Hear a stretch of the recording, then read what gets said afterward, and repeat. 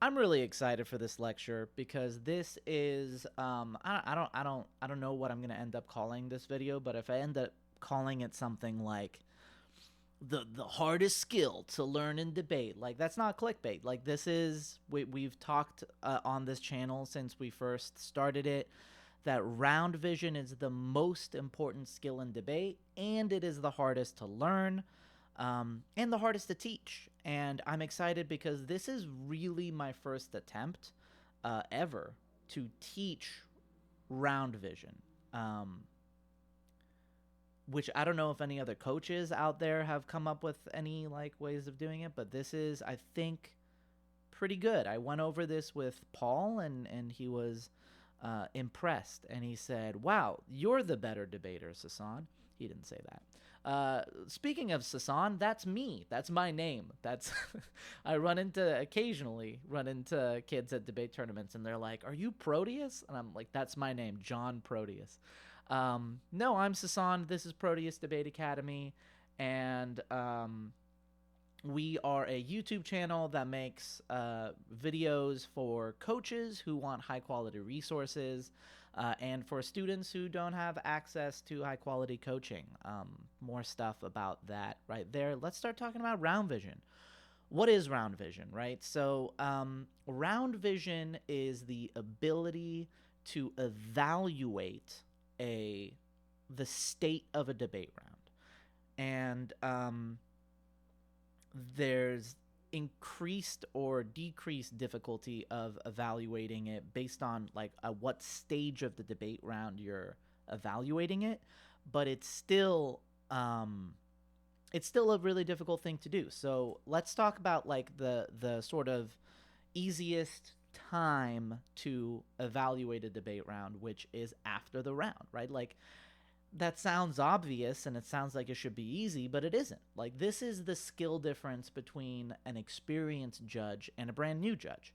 A brand new judge will watch a debate and then struggle to like be able to summarize the debate or point out like key points of clash, and their reasons for decision won't be like, well, here is a really clearly described, systematized, well justified way that I'm making my decision. Whereas a more experienced judge has the ability to do that, right? They'll be able to say, well, look, at the end of the day, here's like what I think are the key, like important points in this debate and how I go through them and in what order and why, right? That is evaluating the debate round after the fact. Where round vision has the most like, I don't know why I'm stuttering. Uh, where it has the biggest impact on debaters is during the round, right? And that's not just what I don't mean like, oh, I should have said, like I should have remembered this statistic or something like that. Round vision is being able to identify, like we call it like seeing the forest for the trees, like which issues are the ones that are actually going to matter in this debate. And that's important because you need to know that in order to give like a good like rebuttal. Hopefully you're not listening to my tummy growl right now. I'm gonna go get something to eat after this in like an hour. Yeah, giving a good rebuttal speech, right? So that's or whatever the equivalent of it is in your debate format. But at the end of the debate, you have to be able to tell the judge, like, here is the reasons why you should vote for us. And in order to be able to do that effectively, you need to like prioritize certain things earlier in the debate where you still have some leeway to make some decisions. So the earlier in the debate you can kind of envision what your judge's decision is going to come down to, the better you are at debating. And when I like do practice debates or like demo debates at a camp or something, I'm rusty with a lot of debate stuff, and not there's some debate skills that I never got good at. But the reason why I can beat most debaters with like relatively low effort is because I have better round vision. I don't have to try as hard. Like I know, it's kind of like you see with like the old kung fu masters and like old like kung fu movies and stuff, or like, I don't know, Kung Fu Panda, right? Where you develop over time this economy of motion, where you have less overall energy to put into this thing, but you know exactly where that energy needs to go. You also see this develop, and this you don't really see in debaters, even the like relatively good ones. Once you're really good, then probably. But there's also round vision before the round, right? And that's some like formats the debaters really never develop this. But like in parley, right? In parliamentary debate, Paul and my background is in NPDA. You get a policy that you don't know anything about, right? Senate should pass HR 170. And you're like, I don't know what that is. And you look into it and you find out, okay, HR 170 is, I don't know, like some policy, like it's a student loan debt thing, right? Or like less generically than that, it has something to do with like volcano defense. And you're like, I don't know anything about volcano defense. And you have 20 minutes, but realistically, like 3 to 5 minutes to finalize a strategy, right? So there's like 20 minutes total to prepare. The last 15 minutes are really just finding the research and writing stuff down. And you used to be by hand. Now you can type and stuff, but you still are not allowed to bring in any material into the debate that you didn't prepare in the 20 minutes before the round. So most of your prep time is like preparing the thing that you decided in the first 3 to 5 minutes you're going to prepare. So how do you know what you should be preparing, what the good arguments are? Some of that is experience. Oh, we debated this topic before. Here's what we said, blah, blah, blah, right? Or you just like anticipated a certain topic. But a lot of it's round vision is kind of recognizing, okay, here is what the AF should go for, here's what the negative is going to go for, and here is how they can prepare for each other and how the round's probably going to go. And when I was coaching college parley, what would happen is I would prepare our students, AF and neg at the same time, by the way. So you have 3 to 5 minutes to come up with the AF strategy and the neg strategy. You send them all off to their rounds, and then you have this moment you're talking to the other coaches who you're friends with, and you're like, hey, what are you guys running?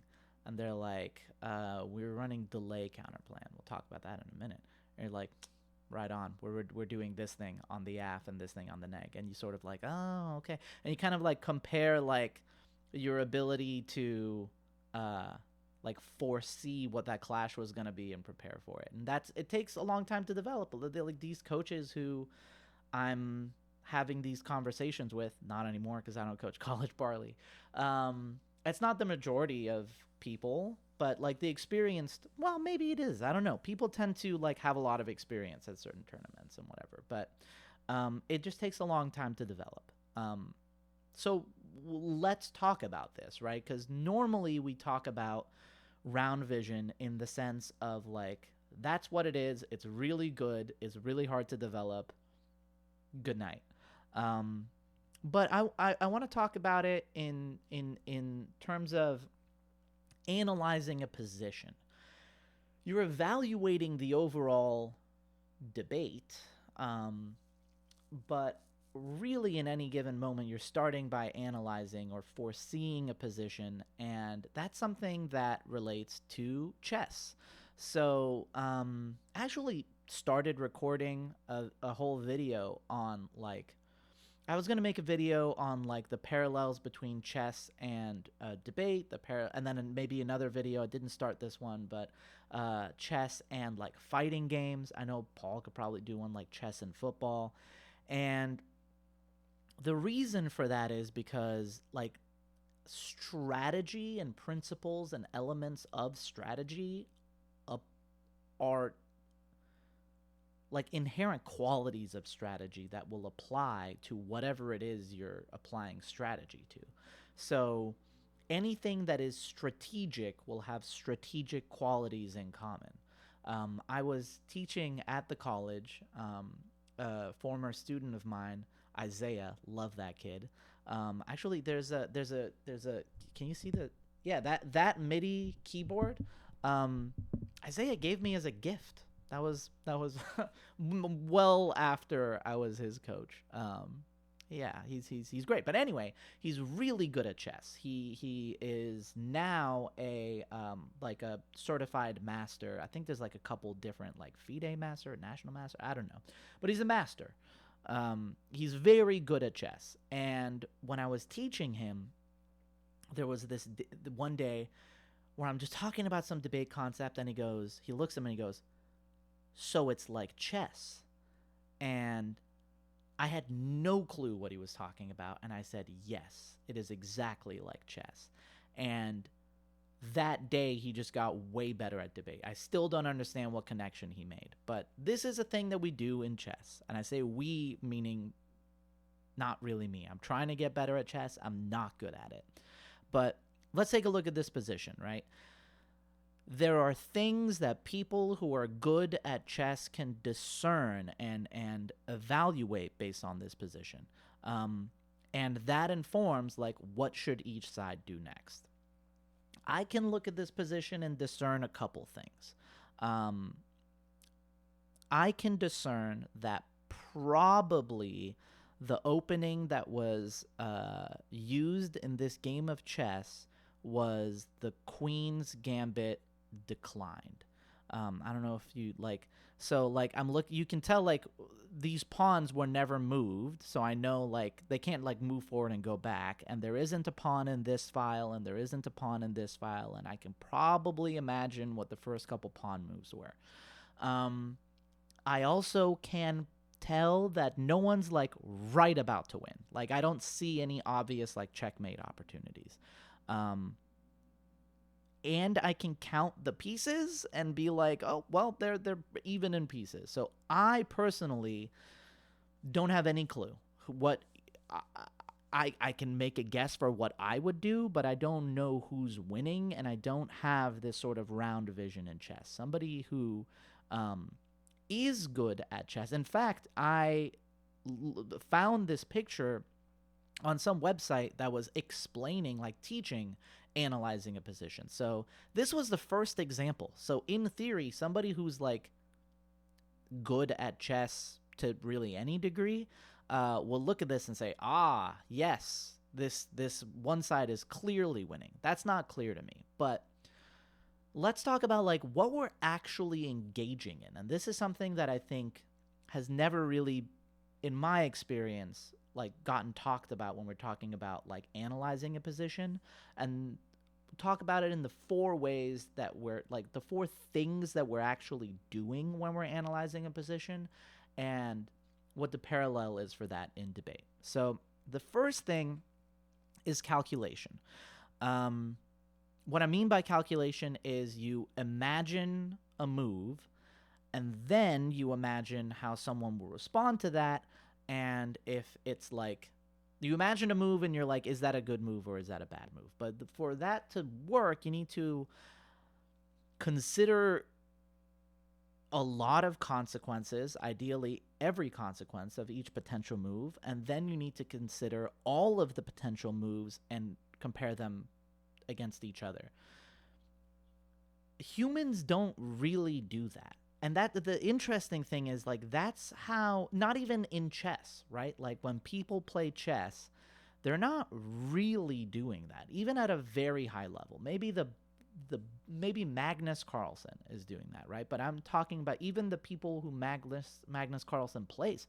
In fact, Magnus Carlsen has gone on record and talked about how like the grand masters he's playing against aren't doing this, and that's one of the advantages that he has. But the point is that analyzing a position in chess isn't really about computing or calculating every possible move and all of the possible implications of that. And the same is true in debate, right? People expect debate, and beginners expect debate, like being good at debate being this thing where like you think about every possible thing you could say, you think about every possible thing your opponent can say, and you think about all the possible ways of responding to that, And when I'm coaching novices, like that is a very quick thing I have to teach them to just not care about. Like try not to think about that.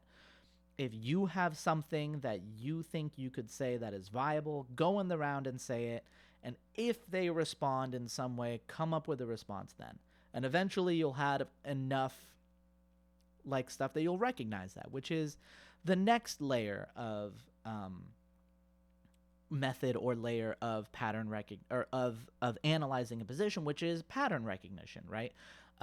Like I kind of did a little bit with like saying, oh, this was probably a Queen's Gambit decline, which is like I've seen this before. I remember this, and I remember what I did last time and what the result of that was, and if I do that again, I will succeed. That is a better method, and we do engage in that in debate. So how do you do that? How do you prepare? Like, how do you improve your pattern recognition?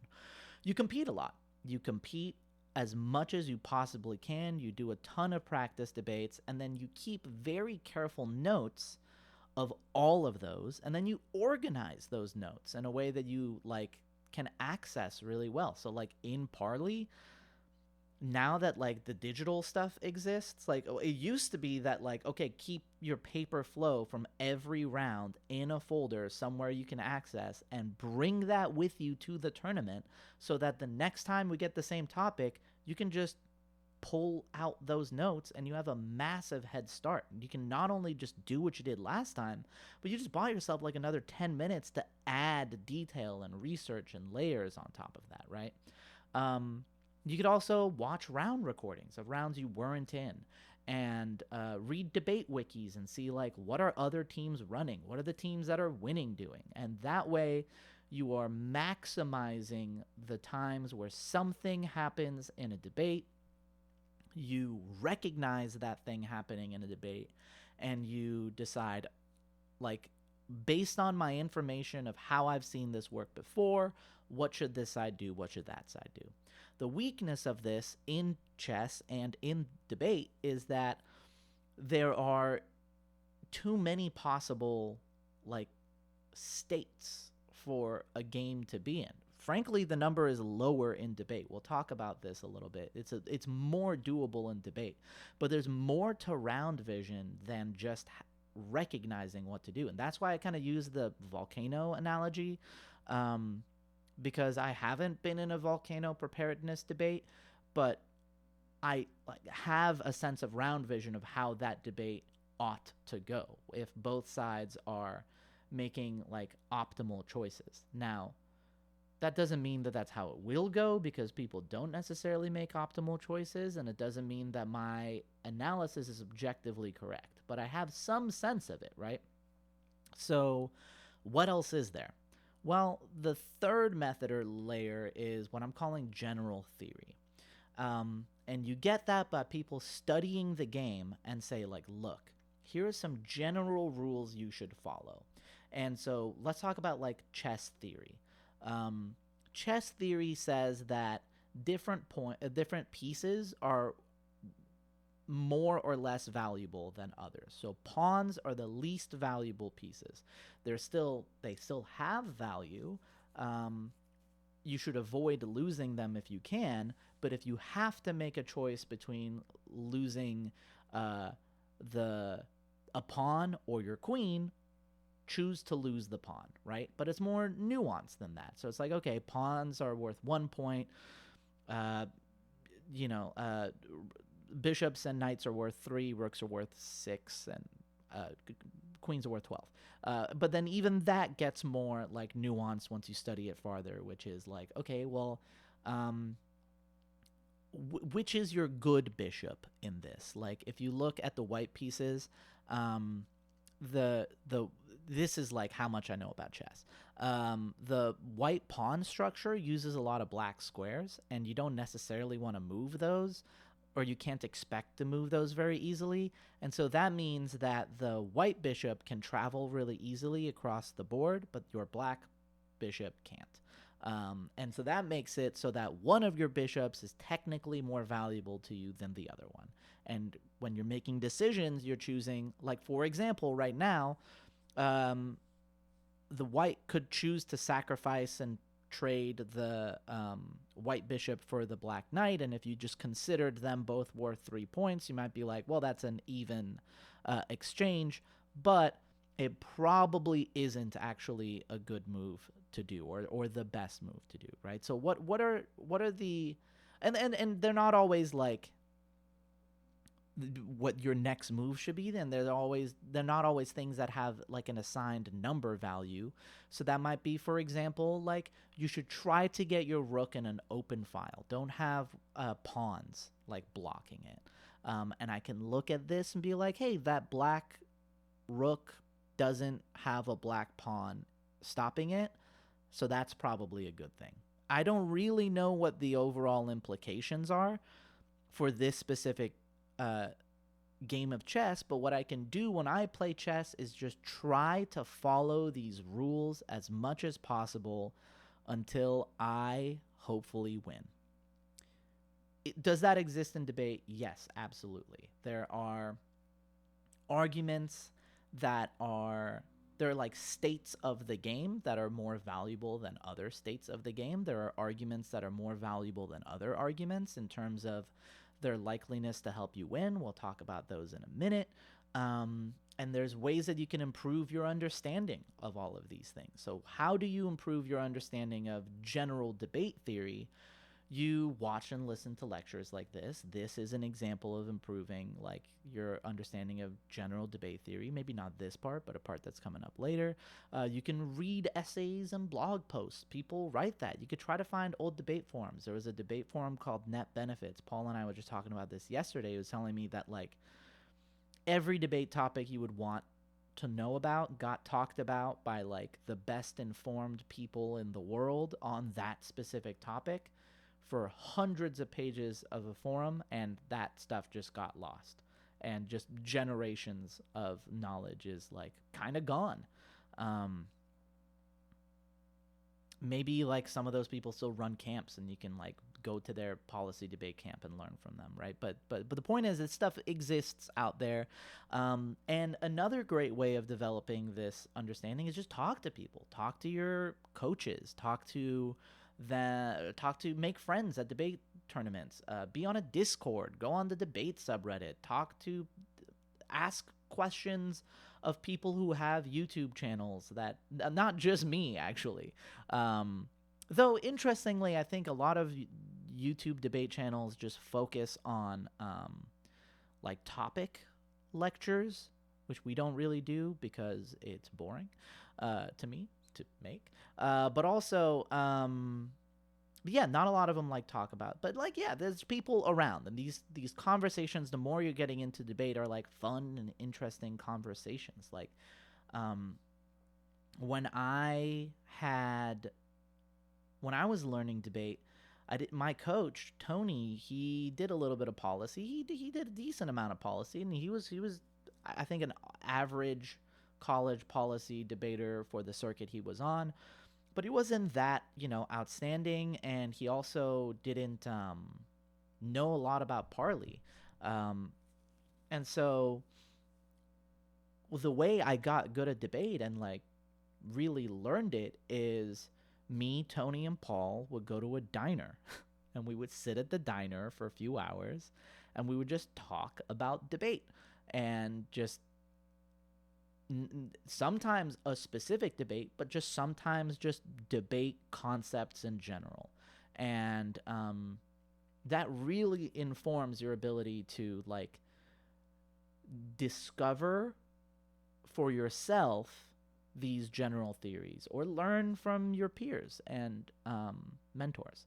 But there's another layer still in chess and in debate, which is I'm going to call it, for lack of I hate academia and like academic jargon, but I'm going to call it sequenced criterion assessment. What does that mean? Well, it's a checklist, right? In chess, you get taught you can follow this checklist before every move, and it is going to help you win games. So, for example, the checklist might be: first, check if your opponent can put you, the word check is about to get confusing here, in check on their next move. And then see if that is dangerous, like if they can win the game off of that. If it is and they can win, then see what you can do to stop that. But assuming that's not a concern, next, check if you can put their king in check. What are all of the moves you have that puts them in check? Do any of those moves win you the game? No. Okay, now check if there's pieces you can take. What are all the ways that you can take a piece? Do any of those give you an advantage, or do they all like end up even or like worse? If so, then move to the next stage, right? And the logic behind this is that you're working backwards from what winning a game looks like, right? So winning a game of chess requires that you get a checkmate, or like the time runs out, or whatever. There's other ways. But your goal is to find a checkmate. And in order for a checkmate to happen, a necessary condition right before that has to be putting the king in check. So you like check for the step before the actual winning stage. And in debate, I'm going to talk about how we can do that. It's much more complex than I'm going to be able to just like get into real quick. But there's an interesting thing here, right, in chess, which is I watched a video last night, actually, on chess bots. Like this programmer who has like a computer programming like YouTube channel like had a challenge, like, can you make a bot that plays chess with these like parameters for like how much data can be in the whatever tokens. I don't know what a token is, but whatever, how many tokens can be in your code or whatever. And compares all the different strategies of people, whatever. But let's consider that this, right? Let's consider like you took the rules of chess. I don't mean the rules of how the pieces move and how the game is played, but like the principles that someone should follow. And you give it to a computer that always follows these principles. The rating of that computer would be about 1800. And when people thought that computers couldn't beat humans at chess, that was why. Because we're like, a computer follows rules you tell it to. It doesn't understand when not to follow a rule, how and when to break rules effectively. The same is true in debate. A important aspect of round vision at the highest like levels, right, is not just knowing what you're supposed to do, but recognizing when there's something that you wouldn't normally do, but in this case is going to lead you to win. And that requires like sequence criterion assessment, right? Like being able to recognize like, yeah, the general principles exist, but I need to ignore this general principle in this case because I see a win condition possible for me. And the reason why chess computers got really good at chess is because they stopped doing that. They stopped like trying to follow general principles all the time. They're not like programmed by humans. They just play a cajillion games and then they just imagine whatever. So let's talk about complexity in debate. I said I would talk a little bit about like the complexity of debate compared to chess, and I think this is an interesting concept that isn't necessarily related to this, but whatever. It's my video, you can skip it. So there are more, and all of these statements are true. There are more possible games of chess than there are atoms in the universe. And there are more possible games of debate than there are possible games of chess. Because the only limits on debate are time limits, but also like, what if people don't follow the time limits? That's possible, and it's happened. And there isn't a strict limit on the number of words you can say in a debate round. And there's a lot more words that exist than like possible chess moves. Like when you just look at it mathematically, there's a lot more possible debates than there are possible games of chess. So you would expect debate to be a more complex game than chess, but it is absolutely not. Chess is way harder than debate. Debate is way easier to learn. Becoming very, very good at chess, becoming the best like debater in the country is so much easier than becoming the best at chess in the country. Like, why? Well, I call this the Dungeons and Dragons effect. I don't know if I talked about this on this channel. I had a realization the other day, a few weeks ago, that I'm a nerd, and I genuinely didn't realize that. And then the reason for that is because I don't like fandoms. Like I don't care. Like my least favorite thing about everything I like is everyone else who likes those things. And so I didn't I didn't socialize or self-identify as a nerd, but I grew up playing a lot of Dungeons and Dragons in Timmy's basement, and listening to music about like wizards. But one thing with Dungeons and Dragons, right? In theory, the number of actions you can take in Dungeons and Dragons is astronomically high. Oh, what's happening here? Why is it freezing? Are we good? I'm going to assume we're good. It's astronomically high. Is it infinite? I don't know. But in theory, the number of things that you have the freedom to do, and it, in fact, is supposed to be the appeal of Dungeons and Dragons, the number is really high. But in practice, play Dungeons and Dragons with your friends who, like, don't have a ton of experience. What are they going to do?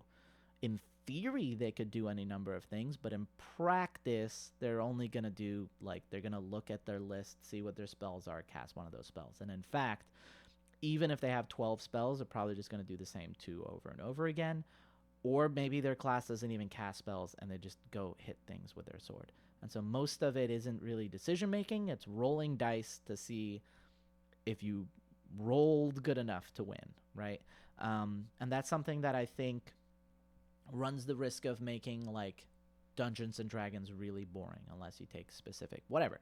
But the same thing happens in debate, right? Even though there's a hypothetically massive number of decisions that you could make in debate, most debaters aren't aware of most of the choices they can make. They definitely aren't aware of all the outcomes that those choices could have. And most of those choices, like, don't have that much impact on the actual debate round. Like, yeah, like in the middle of a debate round, I could say the word goose, or I could say the word apple, or I can say the word festooned, which means decorated with ribbons.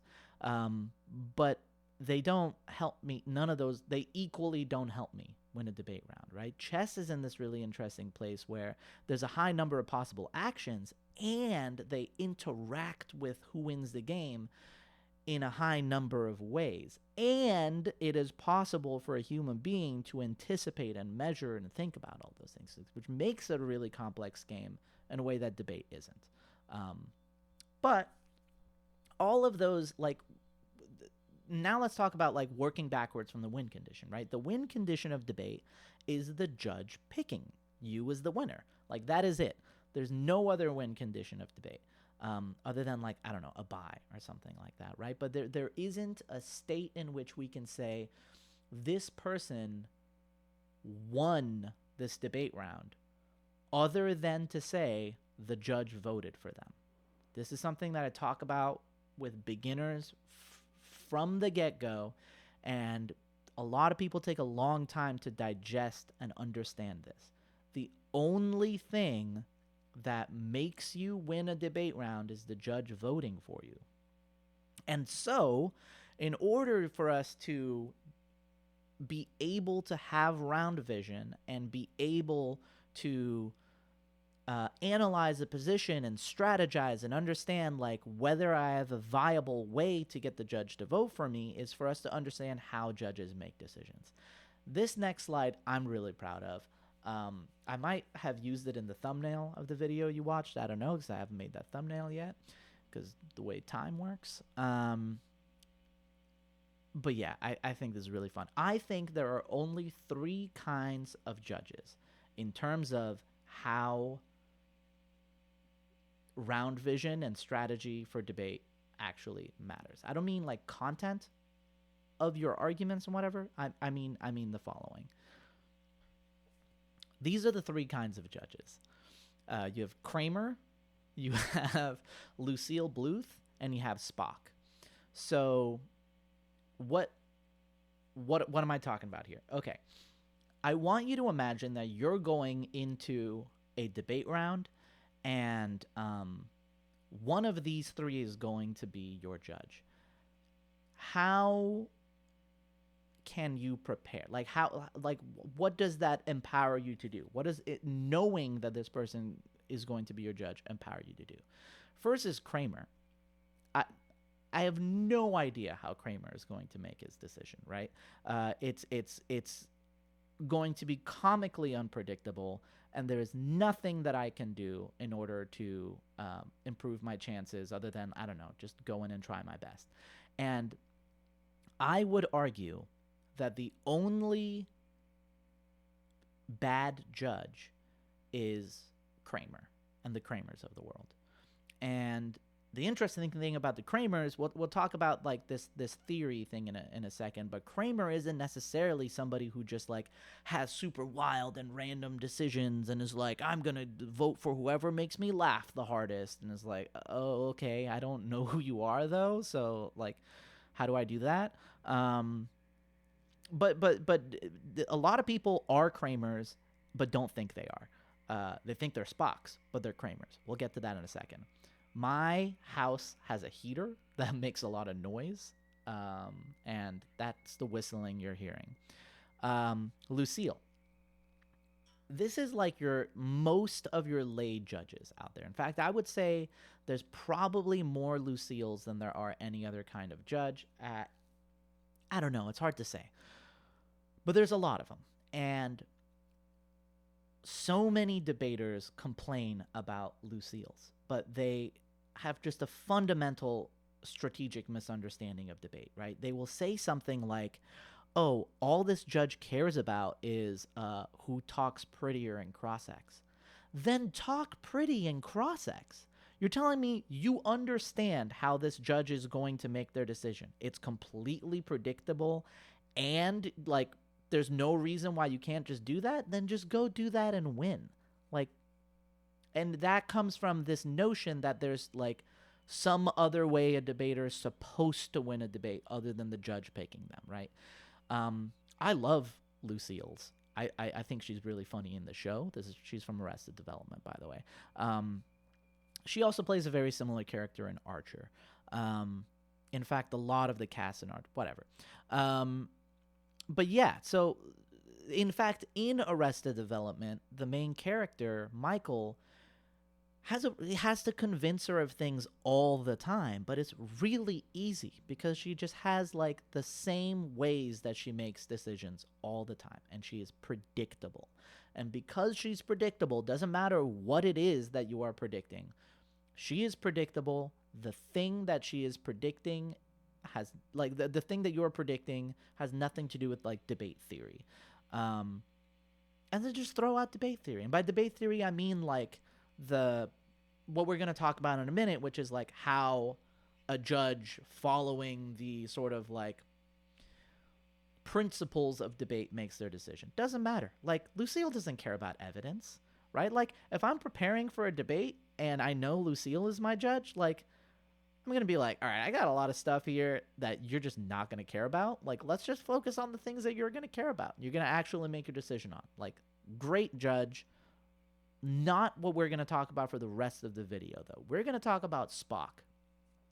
Spock is predictable because he follows he adheres to theory, right? He follows logical steps, and you, by having access to the same debate theory and knowing how to adhere to it, can predict how Spock is going to adhere to these things. Now, nobody's a perfect Spock. Some people are better than others. A lot of Kramers think they're Spocks, but they just have a bad understanding of debate theory. And the thing with that is, you can't predict what someone else will misunderstand about debate. That's the challenge, right? It is like people will like make weird decisions because of something that they think that they understand about how a debate decision is supposed to happen, because of like the principles and whatever of debate, and it's just like, that's just not, you're just wrong. Like, it's just not true.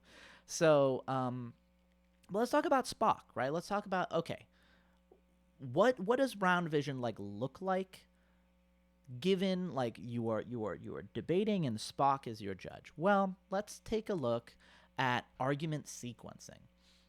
Argument sequencing is a very foundational principle in debate, which I guess will make more sense as I talk about it. I'm going to talk about critiques at the end. This model does not include critiques. We'll talk about that. But here's what the debate starts out as, right? You have a topical AF case, you have a topical neg case. So if you're imagining public forum, this is just the first speech, right?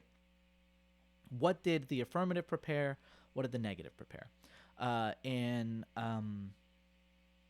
Parley, this is like the disadvantages, maybe also the counterplans. We'll talk about counterplans in a minute. But that's like part of the actual cases, part of your strategy. But we're not interacting with each other yet, right? We're not talking about the part of the debate where these things interact with each other. So this is like the first layer of the debate. The next layer of the debate is how these things interact with each other. So the first, like, this is the first place where you can kind of like, it's not really the first place where you can kind of win or lose. We'll talk about that, but you'll see that there's like little gaps at the tops of topical AF and topical neg, and that's what we call like a gateway issue, right? Like it is a part of the thing above it. So desirability, what does that mean? Like, okay, there's an AF case and there's a neg case, and there has to be like impact weighing and refutation, and through those things, the judge is going to decide which of these two cases they're going to vote for, right? Great. This is the basic understanding of debate that most people have, but there's actually more to it, as viewers of this channel would probably be able to guess. Because then there's like actionability, right? In other words, these are things like stock issues, solvency, plan, stuff like that. Like, when we're talking about a plan, if that plan isn't possible to do, I don't mean like preferable. I don't mean like worth doing. Just for whatever reason, it's not possible to do that plan, or something about the way it's presented is just wrong in a way that gives us a reason to just reject the affirmative's proposal, then it doesn't matter what the impacts are, right? The AF just automatically loses.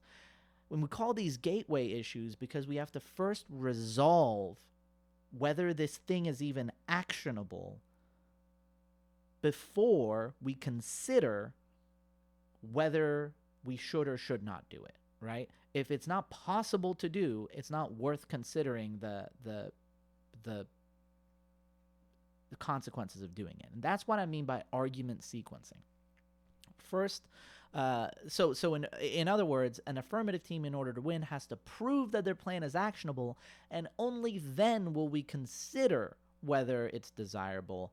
But there is an even more prior issue, which is procedure. That is things like, are you cheating? Are you following the rules? Are you on topic? Should you have disclosed things before, right? This is like where we get into like theory debate, which I'm just calling procedure here, right? And this is the like sequence of arguments. So a Spock, right, is going to make a decision first by considering the layer of procedure. And if there's a reason why one side wins on procedure, nothing below that matters in the debate. So one aspect of round vision that's like very fundamental is being able to see these layers, identify these layers in the debate, and understand the function that each point is serving and where it falls here, and be able to identify, I'm winning on a question of procedure, an a priori issue. Like, that literally means comes before. And if you're winning an a priori issue that gives you access to winning the round, then focus there. Put your attention there, right? As opposed to comparing impacts, right? Where you have to, in instances where you have to choose between those, right? And one important thing to note about that is that negative teams can win on topicality. Affirmative teams can't. This is ignoring RVIs, but RVIs most people aren't going to vote on.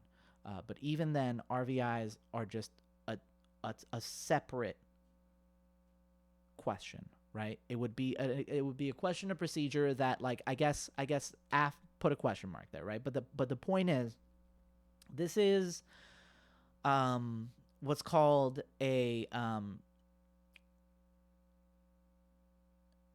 necessary but insufficient burden.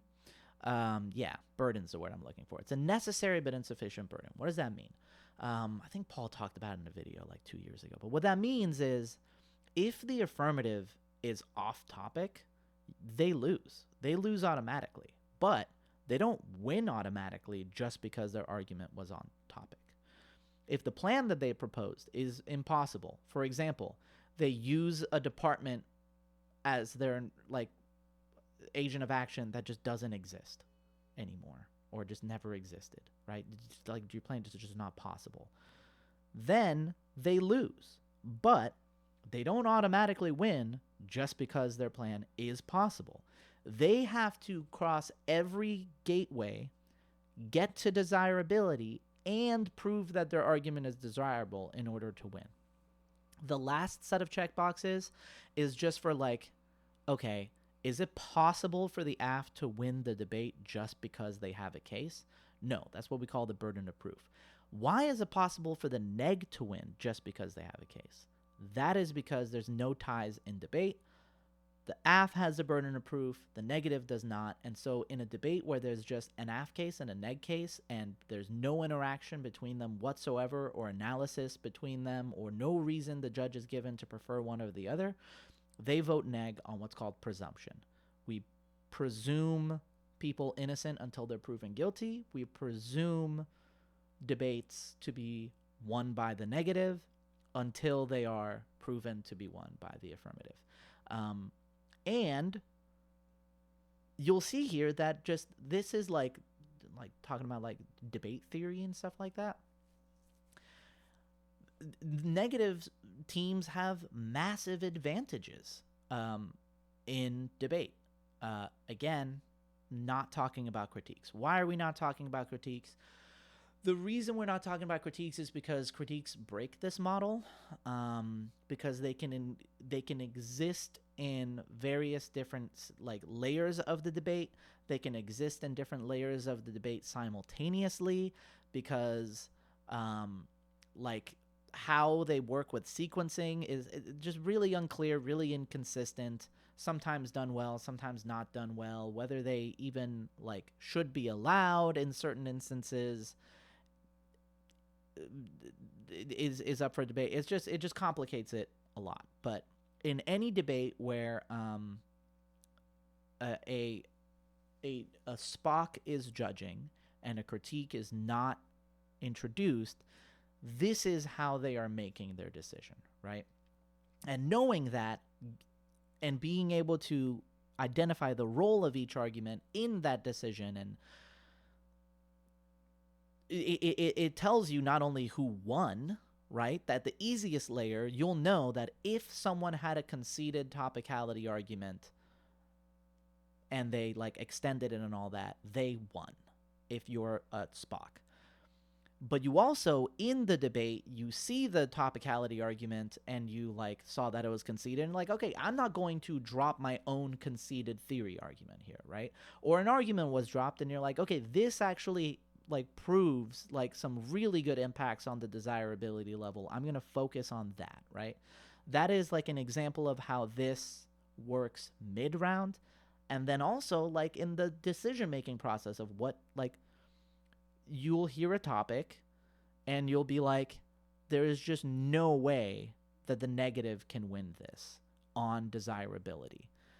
But the negative has a lot more options. So what do we need to do? Okay, we need to run some solvency arguments, or we need to breed a T, or we need something else, because like the topic is just really unfair to the negative because it's like some obvious thing that we should do with no downsides. So that is how understanding like argument sequencing informs round vision in all the different kind of stages and ways that round vision exists. Although I think that the next one is just bringing that to attention, although it's not the only thing to talk about. So there's more to round vision, and there's another aspect of it that I want to talk about, which is that debate is about asking and answering questions. So how do judges make decisions, right? Well, there's the layer and sequencing and whatever, but really what's happening is the judge is asking themselves a question. They're asking themselves things like, did the AF meet the burden of proof? Which side did the better debating? Do I believe this piece of evidence? Was this argument conceded? And a major aspect of round vision is knowing what your judge is thinking and answering the question they're asking. One way you get better at that is by judging a lot of rounds, which is why if you are a debater, just doing debates isn't sufficient. You need to judge. Why? Because you need to be in the position that a judge is in to the point where it feels ordinary for you. And then you get a sense of how judges actually make their decisions. There's ways that judges are supposed to make their decisions or claim to make their decisions, but the more you judge, the more you're like, you know what? This is kind of all I care about. And you recognize that in yourself, and then you start to recognize that in judges, and then where you're like, aha, all I really needed to talk about was this. And this is a really common phenomenon with like first year outs who become coaches or judges, is they start like judging a lot and they start watching a lot of debate rounds. And for the first time, they're not watching debate rounds from the perspective of what would I do if I was in this debate. They're watching it from the perspective of a judge. Who wins? How do I explain why this side won? And once they do that a lot, they have this experience where they start to realize like, oh my God, debate was so much simpler than I made it out to be. And if I was debating now, I would be so much better at debate. So judging while you're a competitor seeks to have that click for you. This is supposed to mean click and not loony. While you still have time to utilize it. But in addition to that, even better than knowing what the judge is thinking, what question they're asking themselves, and answering it for them, is thinking of a question that a compelling question that they aren't asking, but they should be asking. And if you get them to ask that question, it will help you win. That's what we're about to talk about next. But this is the aspect of debate that I think I was strongest in. And part of the reason why I've had this channel for like 3 years and I've been coaching for like 10 years and like this stuff isn't really a big part of how I teach debate is because I have this hypothesis, I guess is a word, that the things in debate that you are the weakest in As long as you eventually got good at them, that's where you're going to be the best at teaching, because you had to approach it from a lot of different perspectives and learn and relearn things, and you understand why it doesn't make sense to other people, and so you're just effective at teaching it. The things that you're the worst at teaching are the things that you kind of never had a problem with and always just sort of naturally did. And that's why a lot of people who do very good in debate aren't very good debate coaches, because they don't know how to explain what it is that they're doing. With that having been said, like the best, my favorite debate memory of a round I was in was my judge, Anna Patero. I was at, I think, state champs probably, but it wasn't like the final round or something. But it was it was an important round, and I don't remember if this was 1-on-1 or 2-on-2 debate, but whatever. I'm in a round and I'm giving the last speech, and I think if there was anything that I was really good at was giving the last speech when I was AF, right? Which, like, in Parley, the AF always goes last, and the last speech, the final rebuttal. Maybe we have already talked about this in like a rebuttal video. Maybe we haven't even made that. The final rebuttal in a debate is the first RFD.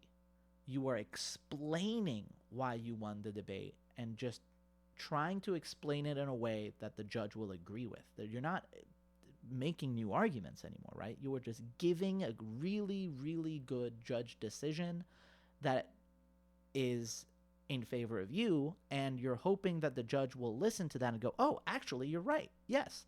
Now, the easiest way is for you to just say what the reason why they're thinking you won, and then they go, ah, yes, you've said it, and now I'm allowed to, like, circle your name and just say, like, yes, the AF correctly says these things.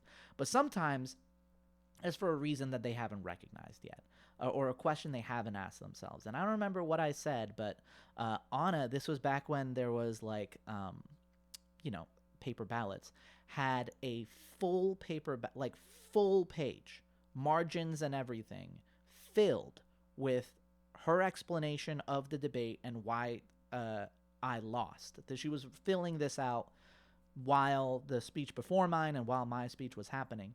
And she's writing, and I say something, and I see her stop. I see her look up at me, and then she put a circle around everything that she had written, put a giant X through it, and then at the bottom just wrote something I had just said.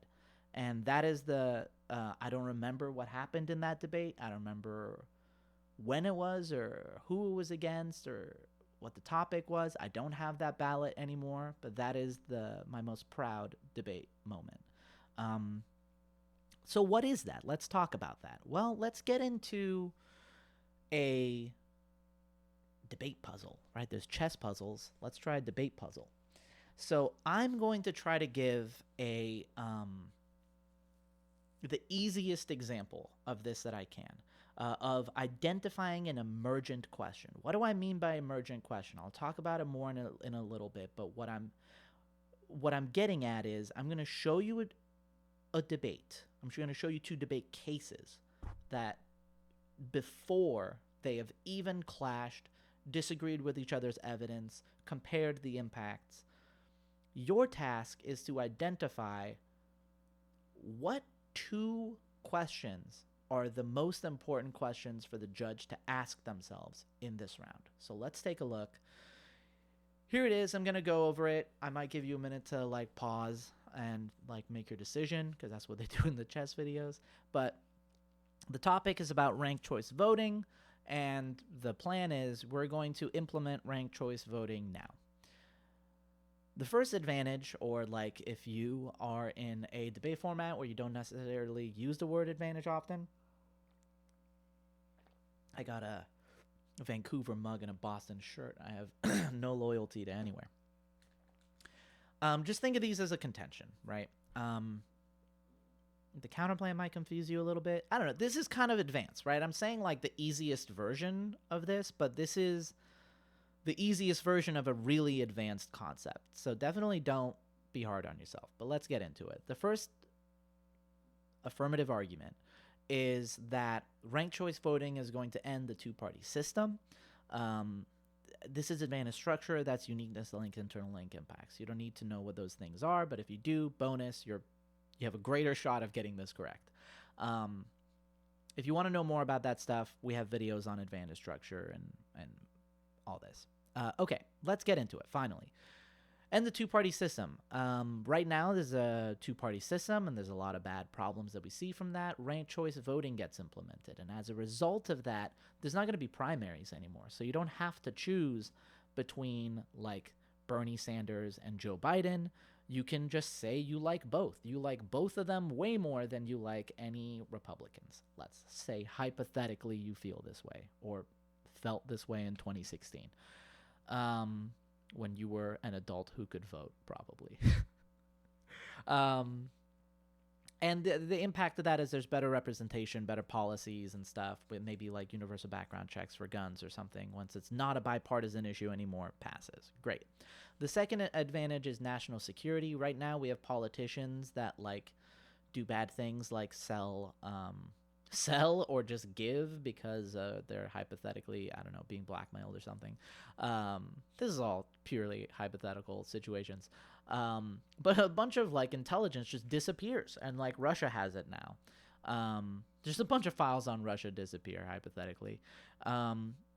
The link is that the plan passes here, and it makes incumbency harder, right? So you end up with fewer situations where it's like Nancy Pelosi's 98-year-old living corpse sends you a letter and is like, "Hi, Sasan, we really got to win this next election because the Republicans are just doing a lot of really bad things."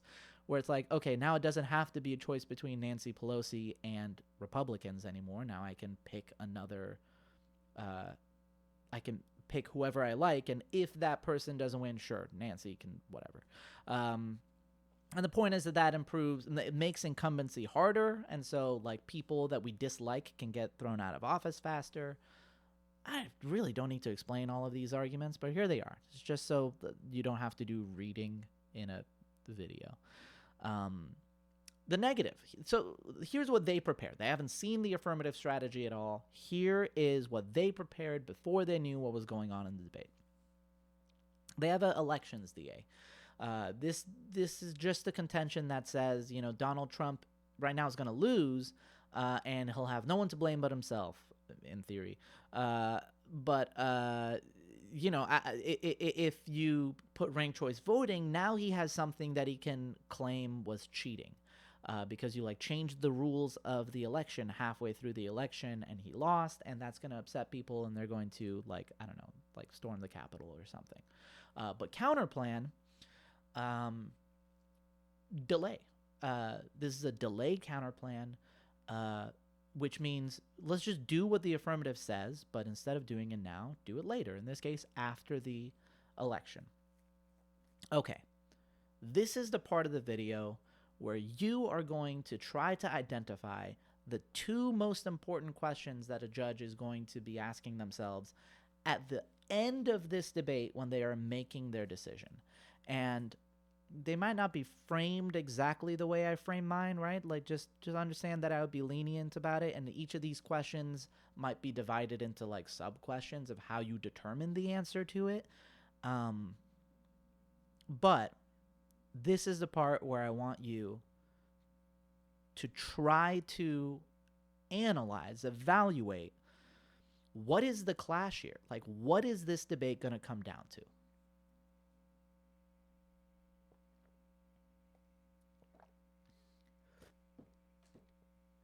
Here's the answer. This debate's going to come down to two things. It's very simple. The first question is the counterplan legitimate? Is the negative cheating? This is a question of procedure, and because of that, it's going to come first. If the counterplan is cheating, then the neg loses and the AF wins. The next question, and the only other question that matters after that, is when should we do ranked choice voting? Why? Why is that the only thing that matters? Why doesn't it matter whether ranked choice voting, like let's take a look at the uniqueness of Advantage 1. Like, why doesn't it matter if that claim is true? Or like this national security thing. Why doesn't it matter if that is true in incumbency, or like this incumbents, like this claim that ranked choice voting is going to make incumbents easier to remove? It doesn't matter if that claim is true or not. Why? Because the negative is advocating for doing the same thing. So they don't need to prove that it doesn't work. It doesn't help them to prove that it doesn't work. They are also saying, yes, we should have ranked choice voting. And they're saying all of these benefits that you get from it, you would also get by doing it later. So the only point of clash left in the debate is when we should do it. And the way you determine that is probably a question of how much of the, like, are there benefits of the AF that delaying wouldn't capture? And then are there aspects of disadvantage one that just isn't true? Because, like, the point of the counterplan is to avoid the impacts of disadvantage one. So if you can take out disadvantage one and say those impacts won't happen either way, then we only stand to gain stuff by doing good things faster. And this, by the way, is the reason why when in our counterplan video, I'm like, don't do counterplans unless you don't have any other options, right?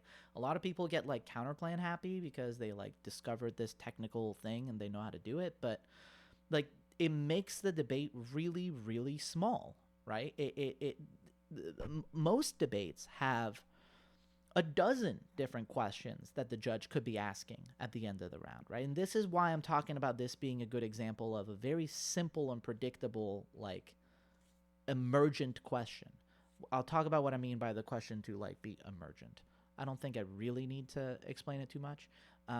But most debaters, like in Parley, like during the neg block, that's 12 minutes. They don't know how to talk about a counterplan for 12 minutes. They don't know how to only talk about this issue for 12 minutes. And so what they'll do is they'll talk about a bunch of other stuff that at best doesn't matter, or at worst actively hurts their case because they're disagreeing with aspects of ranked choice voting, which is also the thing that they're saying we should do, right? So that's a side note. But this is kind of like a look into what more like advanced ways of thinking about and looking at debate are like, right? Like when you have round vision, you can see why certain strategies just fundamentally are flawed or risky or whatever. And let's talk about Emergent. I think this is the last. Is this the last slide? No, we're talking about flowcharts in a second. But we're almost done. An emergent question is something that like is inherent to the relationship between these two things, right? Like it's an emergent property. What is an emergent property?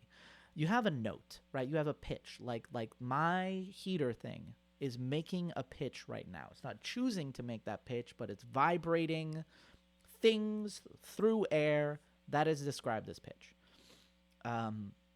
My voice has pitch, right? But the relationship between those two things is something we can measure and we can talk about and has implications, right? There's harmony, right? Is it a good harmony? Like, is it an octave where it's like a very pleasant sounding harmony? Or is it like, is it discordant, right? Is it dissonant?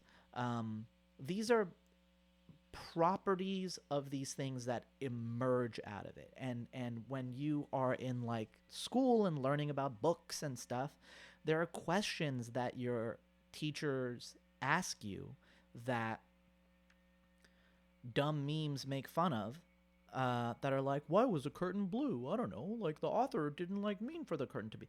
It doesn't matter what the author intended. There are aspects of a story that have qualities that matter. Like, for example, there's a Chinese creation myth that I learned about in college, that the goddess who made humans forged them out of mud carefully by hand, but then eventually got tired and just dipped the vine in mud and just slung that around, and little bits flew off and made like people. And the people who were forged by hand carefully, those were the nobles, and the people who were just bits of mud that got flung out were like commoners, right? It doesn't matter whether the person who told this story or wrote it down understood the classist implications of that or intended the classist implications of that.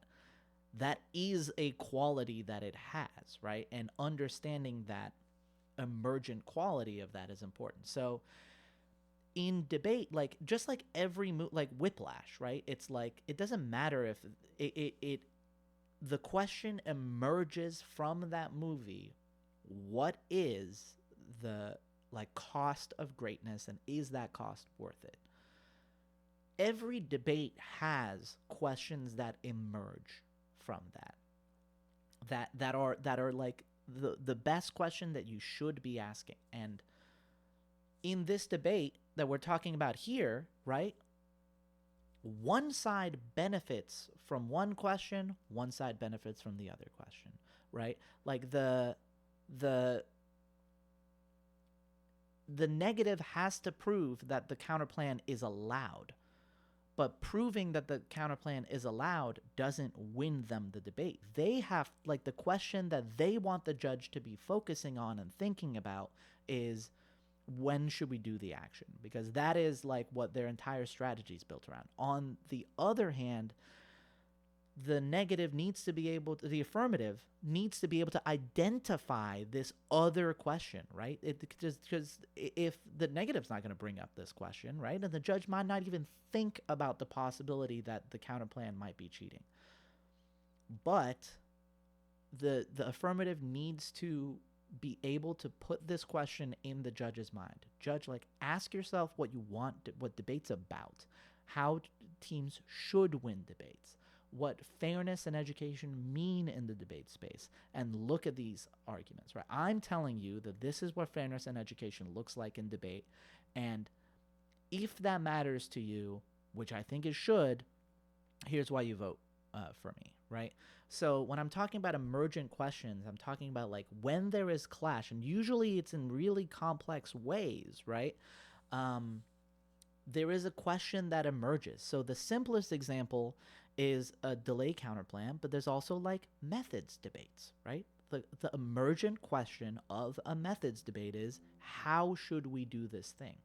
It's where you agree on everything else except this core question that is actually going to make the decision. So not every debate has you agree on most things, but debates tend to get simpler as they go along. And at the end of the day, like, what Round Vision does, it allows both sides to simplify the debate around these questions that matter the most, because they're the most likely to get the judge to vote for them. And so even though, the debate cases of very good debate teams can contain a lot of detail and a lot of, like, potential strategies embedded in there. They give themselves 16 different ways that the debate could go. 16 maybe is an exaggeration, but, like, a good LD case is going to give you, like, 8 or 9 different ways you can win the debate. At least 4 different ways you can win the debate. Like, when the judge votes for you, what is their ballot going to say? And so Round Vision is about identifying what are all the different ways that I could win, but also, like, is it happening? Which of these is the best path forward in this round? And because of that, decision-making in debate, just like decision-making in most things, are flowcharts, right? In theory, Paul and I could sit down and tell you the flowchart for writing a debate case and the flowchart for making decisions in a debate round. And in an isolated situations, we do. There are some things that aren't that are very simple flowcharts, like responding to answering a topicality. There is a video we have that, right? Like responding to theory. There's like a 7-step process. You always go through these 7 steps in that order, with a couple like if-then statements kind of in the middle. But all of the decisions we make in debate are like that. It's just that they're so complex and they happen subconsciously that we don't think about it that way. And like Paul and I don't know what the perfect flowchart for debate would look like. In theory, maybe we can sit down and try to make it. I don't know that would be I don't know, maybe that would be a good video. But trying to think about debate in that way is going to help you. It's yeah, and it's also, like it's tough. I don't know. I wrote some other stuff here that you can read. But this has been long enough. Hey folks, thanks so much. I thought this was an interesting topic, and I don't know. I'll watch this back and see like how coherent this was. But it's, as I hope, what I'm getting across is that this is a really complex issue to talk about, and it's not straightforward to teach, because it's not just a series of like, it's not like structure of an advantage where it's like just do this and here's why you do this, which is, even that is a pretty advanced concept of like, why is this the correct structure? Understanding that is important, because that's what allows refutation to exist, because you find weaknesses in structure or like whatever. This is a couple steps above that, and something that we can definitely talk about for much longer and much greater depth. But I hope this has gotten you beginning to think about some debate concepts in new ways. All right. Happy holidays, and I'll catch you later.